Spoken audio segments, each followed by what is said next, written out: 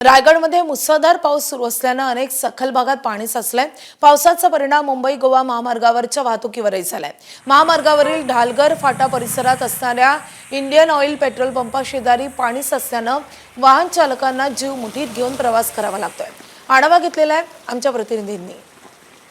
रायगड जिल्ह्यामध्ये खरं तर सकाळपासून मुसळधार पाऊस कोसळतोय। कालपासून मुसळधार पाऊस कोसळत असल्यामुळे अनेक सखल भागांमध्ये आहे ते पाणी साचण्याचा प्रकार समोर आलाय। सध्या ही मुंबई गोवा महामार्गावरची परिस्थिती आहे।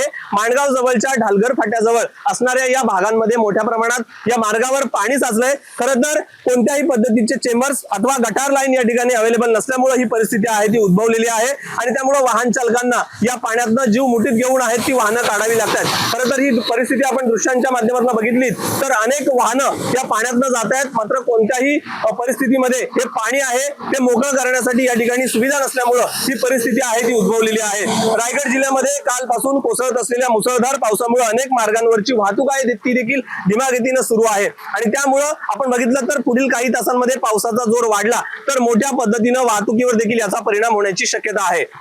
गणेश मापळकर, एबीपी माझा, रायगड। एबीपी माझा, उघडा डोळे बघा नीट।